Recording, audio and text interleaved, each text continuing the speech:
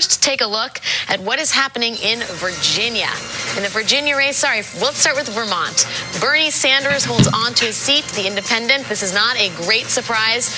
Bernie Sanders, an independent who tends to caucus with the Democratic Party. On to Virginia, where the presidential race is too close to call, and not surprising, the Senate race is as well. This is going to be one where the down ticket, down ballot may reflect what happens at the top of the race, at the top of the ticket. 4% of the vote in Indiana. It, too, is too close to call at this hour. Romney there is a projected winner. It'll be interesting to see what happens down ballot. Let's look at the Senate overall. It remains unchanged. Democrats hold 30 seats, Republicans 37, and independents have 1. Back to you, Rachel. Alex Wagner, thank you. To give you in West Virginia, we have a projected winner. Joe Manchin, the incumbent, the Democrat, holds on to his seat. Not a huge surprise here, but we can say Joe Manchin, the projected winner, is the projected winner at this hour. Let's take an overview of the upper chamber right now. At this hour, it remains unchanged. The Democrats with 31 seats, independents have 1, and the Republicans have 37. Over to Ohio, the state we will be watching all evening. It is too close to call. Sherrod Brown, the incumbent, in a tight race with 35-year-old Ohio State Treasurer Josh Mandel. Again, too close to call in Ohio. Over to Virginia, much the same story with 2% of the votes in. Tim Kaine in a neck-and-neck race with George Allen. All that separates them at this hour is 11,911 votes. Over to Indiana, similar story with 10% of the vote in. Richard Murdoch in a very tight race with Joe Donnelly. What's interesting in Indiana is that Libertarians are taking 6% of the vote in this race.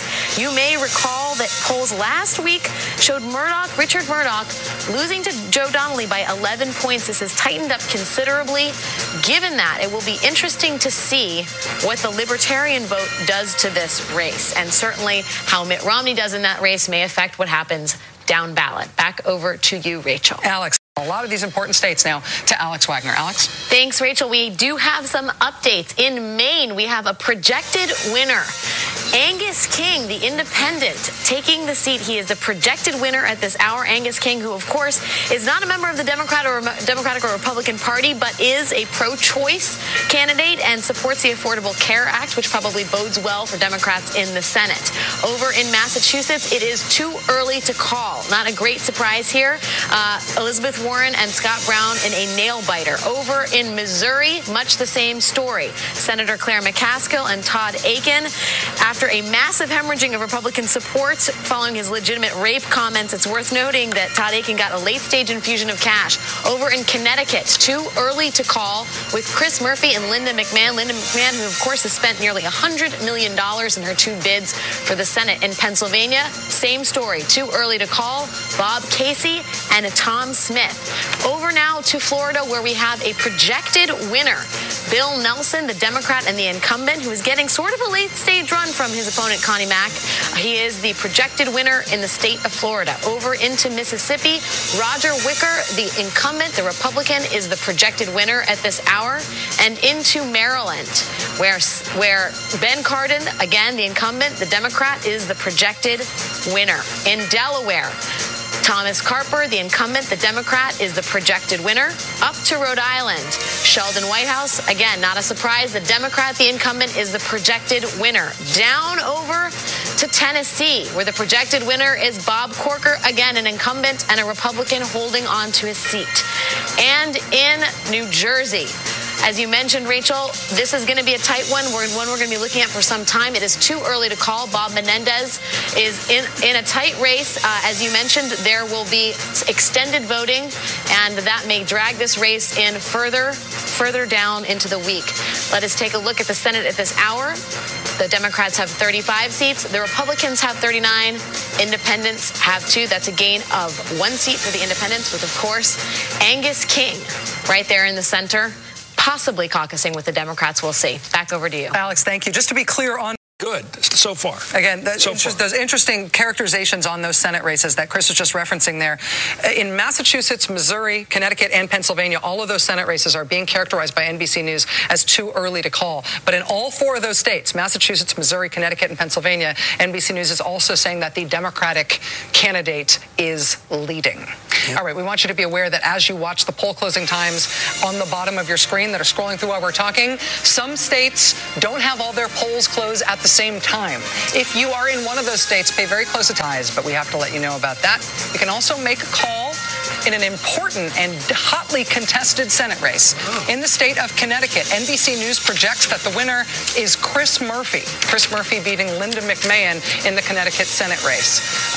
That I have to say is a surprise. Actually, David Plouffe, I'd love to hear your reaction to that. We've had a win which is an overall call in terms of the control of the House of Representatives. I'm not going to tell you an NBC projection on any specific House race at this point, but I am going to tell you that NBC News can project that overall control of the House of Representatives will be retained by the Republican Party.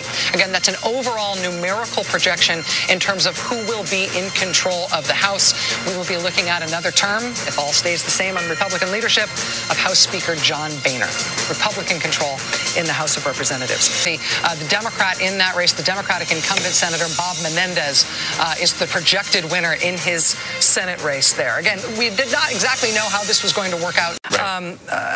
Bob Casey's race just get called in Pennsylvania. Bob Casey, the incumbent Democrat there. That turned out to be a tough race. There was a ton of money against him. Tom Smith, his Republican opponent there, but Bob Casey has pulled it out. We'll also see Bill Nelson pulling it out in Florida. That's right. We've got too early to call in Missouri, which is Claire McCaskill versus Todd Akin. And maybe that one's just too weird because Todd Akin is too much of a special case. But Missouri isn't called yet either. And do those Senate dynamics tell you anything about what to expect in those states? Well, it does in Pennsylvania. I think there's Pennsylvania because it was late onto the battleground as far as the presidential was concerned. I think, and I brought up our Senate map here, by the way, just to show, because a lot of straight ticket voting in Pennsylvania, and that's what we expect. So it doesn't surprise me there. By the way, another clue perhaps to what's going on in New Hampshire is the fact that they just elected a Democratic governor in that open seat there.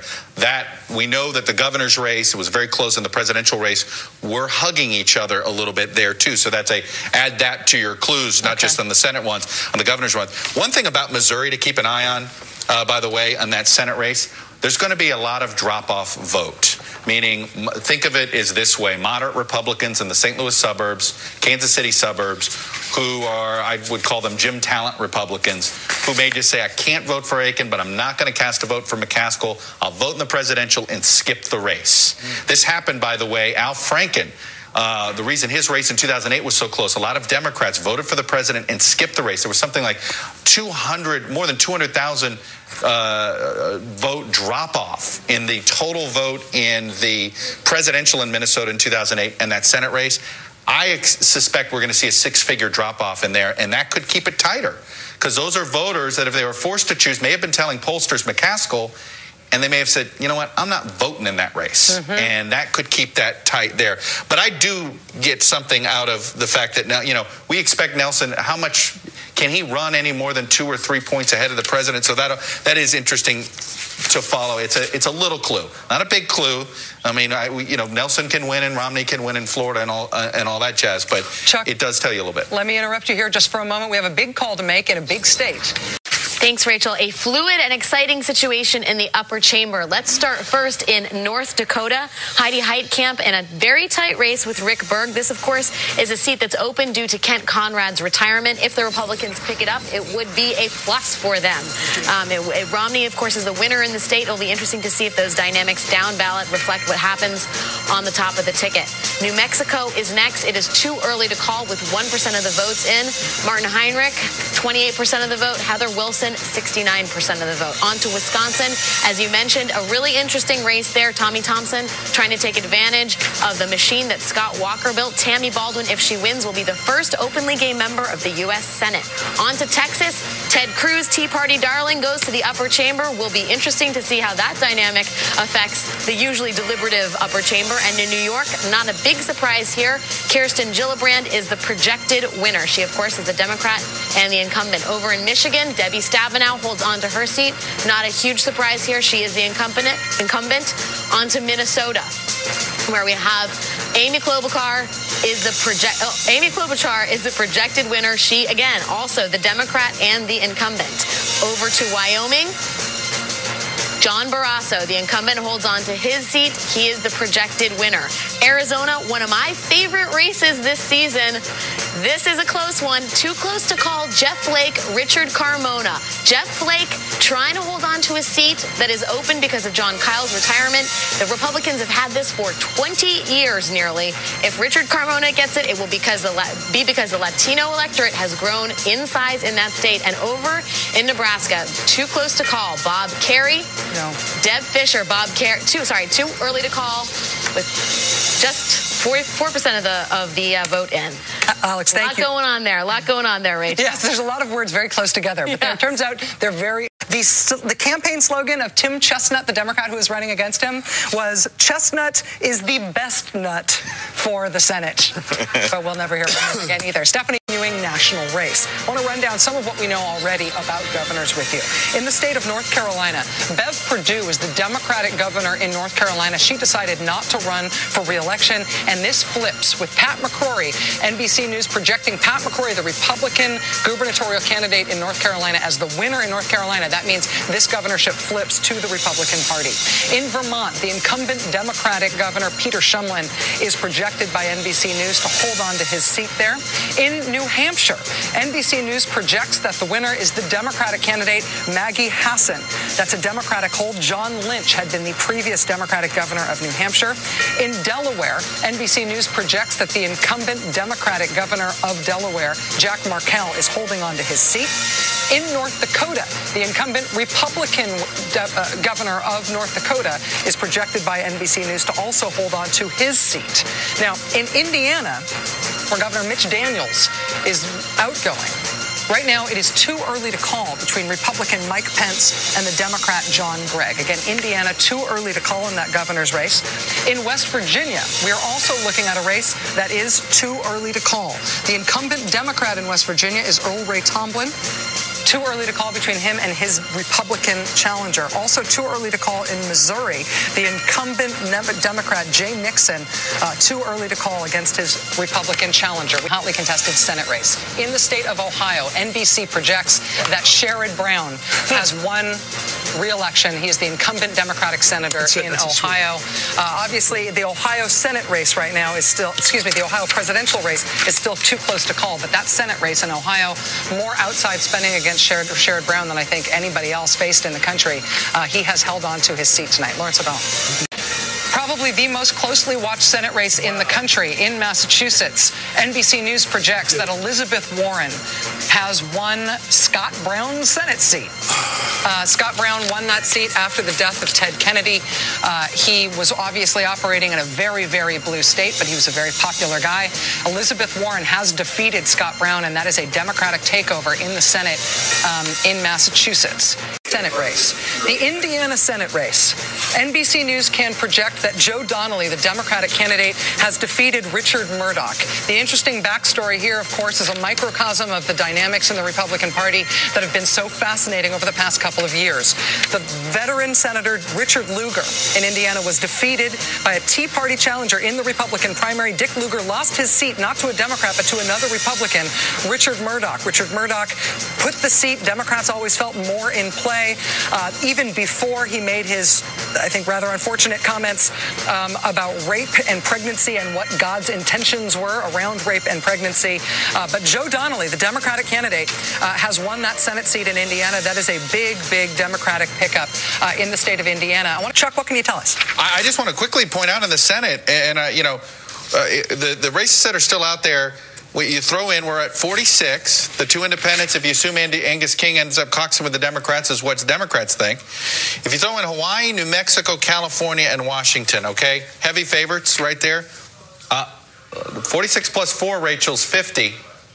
That's 5-0. What I'm saying is Wisconsin, Virginia, Missouri, North Dakota, Montana. One of those at this point. The Democrats get one of those. It's going to be safe to say that the Democrats are going to retain the majority in the Senate. I just thought I'd point that out. I was just doing We do have two interesting Senate races.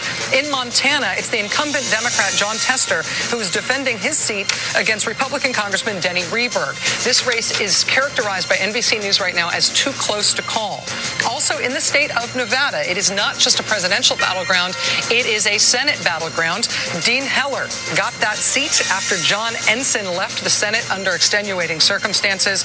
Dean Heller and Shelley Berkeley, that race is too close to call in the Senate.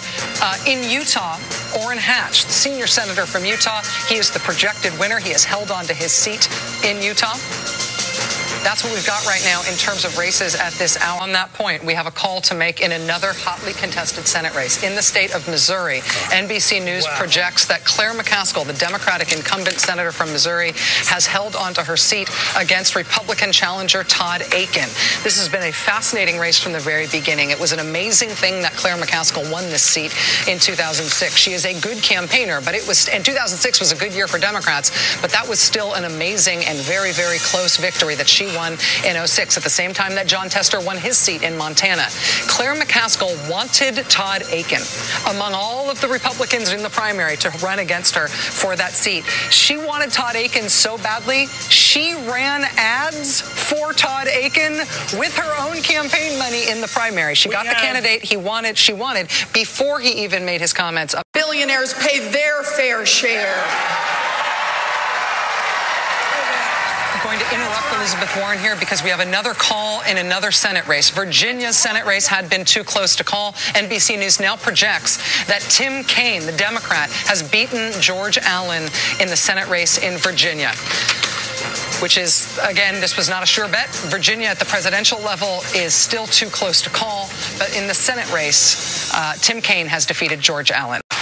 The Democrats have retained control of the Senate because the vice president functions as the tie-breaking vote in the Senete, even with the outstanding races still not yet called in the Senate. This means with Joe Biden as vice president, the Senate is retained in Democratic control. Again, from earlier tonight, we know that the House will be retained in Republican control. That tells you something. We'll wait to see what the margin's going to be in the Senate, but that tells you something about the governing environment for a second term of Barack Obama. Richard Carmona, the Democratic former Surgeon General, and Jeff Flake, Republican congressman. NBC now projects that Jeff Flake, the Republican candidate for Senate in Arizona, has defeated Richard Carmona. We've also got another Senate call in New Mexico. In New Mexico, this is the former Democratic Senator Jeff Bingaman's seat. It will be held by Martin Heinrich. Martin Heinrich, the Democrat, defeating Heather Wilson in New Mexico. So one call in Arizona for the Republican Senate candidate, one call in New Mexico for the Democratic Senate candidate. What this means with that addition of Martin Heinrich to the Democrats' tally in the Senate is that even without Vice President Biden, the Democrats retain control of the United States Senate as the House goes to the Republican Party. When marriage equality, same-sex marriage rights have gone before the state's 32 previous instances in America, the record for the gay rights side of it has been 0-32. That losing streak has been broken tonight with the state of Maryland voting to uphold same-sex marriage rights, marriage equality in the state of Maryland. There's a few other states that are voting on that tonight, but Maryland is the one that is called thus far. I also want to say that both Colorado and Washington have voted yes on legalizing the possession of small amounts of marijuana. Colorado and Washington, both pro-marijuana legalization votes tonight. Both of those have been called. In Illinois, the Republican incumbent is Joe Walsh. He is a guy who's gotten in trouble for saying some sort of outrageous statements and for screaming at his constituents on camera. In redistricting, he was up against, in an even more difficult district than he was in before, and up against a very tough opponent in the Democrat, Tammy Duckworth. Tammy Duckworth has beaten Joe Walsh tonight in 8th District in Illinois. In Florida, Alan Grayson, you guys know Alan Grayson, has defeated Todd Long. Alan Grayson coming back to Congress in Florida. Also in Florida, the scandal-ridden Republican Congressman David Rivera has been defeated. David Rivera will be leaving Congress. He's been replaced by the Democrat he was up against named Joe Garcia. Joe Garcia unseating David Rivera there. In Iowa, Steve King, one of the most high-profile far-right members of Congress, has won re-election election. Christy Vilsack was his Democratic opponent. Christy Vilsack, the wife of Tom Vilsack, the Secretary of Agriculture and the former governor of Iowa. In Minnesota, speaking of high profile, Michelle Bachmann is 50-50 with her Democratic opponent, Jim Graves. This is the 6th district in Minnesota. Michelle Bachmann is obviously nationally famous even before she ran for president this year. A very high profile member of Congress, and that race could not be tighter. There's obviously no characterization there. In District 18 in Florida, this is also a race in which there is no characterization. 50-50 between Alan West, the very outspoken, controversial Republican congressman in Florida District 18, and his Democratic opponent, Patrick Murphy. Look at how tight that is. Not just 50-50, but in terms of that raw vote. So we're going to be to MSNBC's live coverage of Election Night 2012. Little ray of sunshine tonight for the Republican presidential and vice presidential ticket.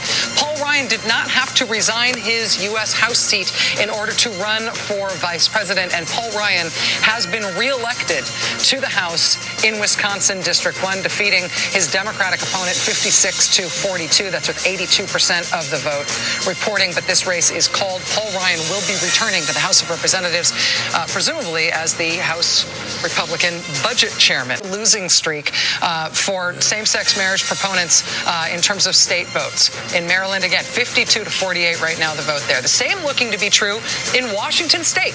A ballot initiative in Washington State to affirm a marriage equality bill that was passed in the legislature there is also ahead at this hour.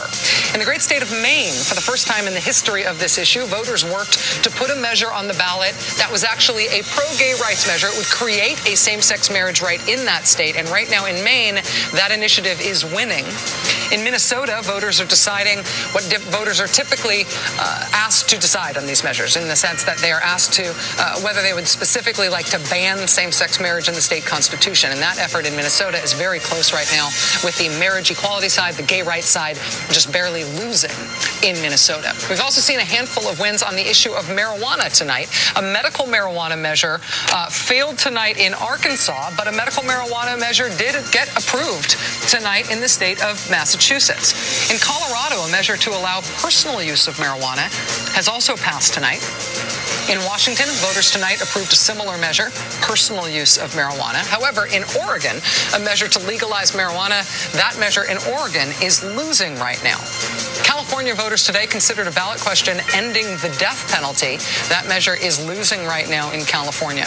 In Florida tonight, voters have rejected a constitutional amendment aimed at dramatically restricting abortion rights in Florida, with 98% of precincts reporting. Look at that. The anti-abortion ballot measure in Florida is losing by double digits, by a 10-point margin.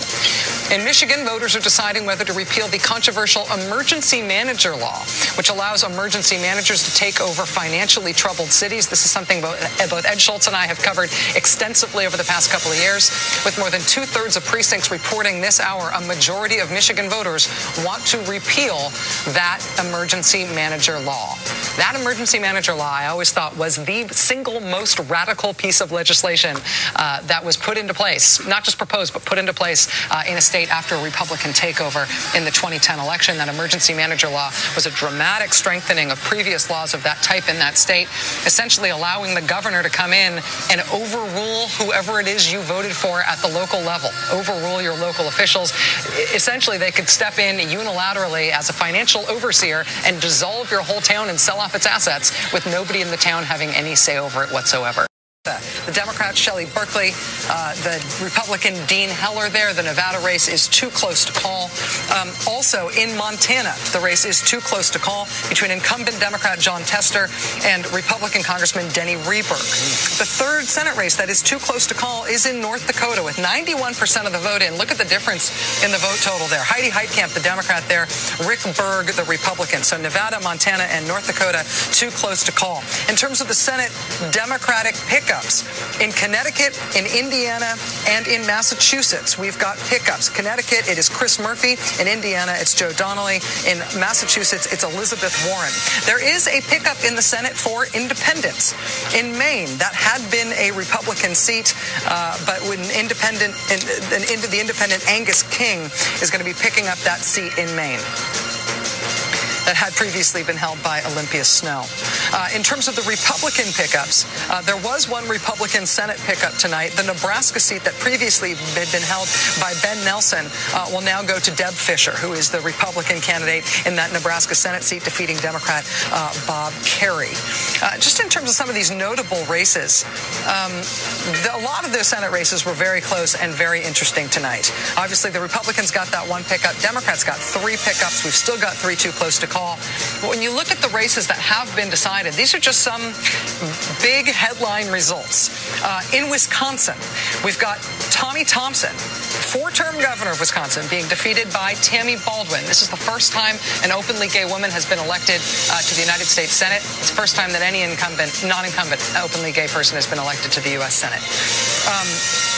And in Hawaii, the first time we have discussed this race tonight, the Senate seat. This was sort of an unexpectedly tough race for a very blue state. Mazie Hirono, the Democrat, facing off against Linda Lingle, the Republican there. The Senate at this hour, the overall Dem pickup is 2. The Democrats with 51 seats, the Republicans with 44 seats. A lot of people were projecting that the Democrats would be able to hold on to the Senate. Not very many people were projecting that they would be increasing their margin. Here's some interesting facts about New Hampshire. Something very interesting has happened in the state of New Hampshire tonight. This is the governor's race. Maggie Hassan, the Democrat, defeating Ovid LaMontagne. But also in New Hampshire, in terms of the other races in that state, in District 1, there's 2 congressional districts in New Hampshire. Carol Shea Porter defeats Frank Ginta in 1st Congressional District. So that means we've got Maggie Hassan, the Democrat. We've also got Carol Shea Porter, the Democrat. In the other congressional district in New Hampshire, District 2, look at this. We've got Ann Custer, the Democrat, defeating Charlie Bass, the Republican. Are you noticing a pattern here that is more than just partisan? In terms of the U.S. senators from New Hampshire, neither of these 2 serving U.S. senators from New Hampshire was up for re-election tonight, so they both continue to serve. Jean Shaheen, the Democrat, and Kelly Ayotte, the Republican. What that means is that New Hampshire, in terms of its federal office holders and its statewide office holders, we've got a Democratic governor, Maggie Hassan. We've got 2 Democratic members of Congress, Annie Custer and Carol Shea Porter, and we've got 2 U.S. senators, Jean Shaheen and Kelly Ayotte. It is a 100% female leadership corps in the great state of New Hampshire. In Nevada, Shelley Berkeley versus Dean Heller. In that race, we do not have a call. That race is too close to call in Nevada, even as Nevada at the presidential level goes for President Obama. In North Dakota, Heidi Heitkamp versus Rick Berg. Again, too close to call, with 92% of the vote in, still too close to call there. In Montana, incumbent Democrat Jon Tester versus Denny Rehberg, 62% in. That race is too close to call. In the Montana governor's race, we also do not have a call at this point. Montana governor's race at this point is Steve Bullock, the Attorney General, Democratic Attorney General, versus Republican challenger Rick Hill. At this point, with 62% in, too close to call. The other governor's race at this point, which is too close to call, is in Washington State. Former Democratic Congressman Jay Inslee versus Rob McKenna. 55% of the vote in there. Governor in Washington State, too close to call. We do have an update on one high-profile House race. District 18 in Florida. Look at that. Look at that. This is the Allen West race. 50-50. You can see how narrow the vote margin is between Patrick Murphy, the Democratic challenger, and Allen West. Allen West, a nationally famous Republican and a bombastic one. His redistricting actually made things worse for Allen West in this race than they would have otherwise been. But that'll be interesting to watch that come in. There's still a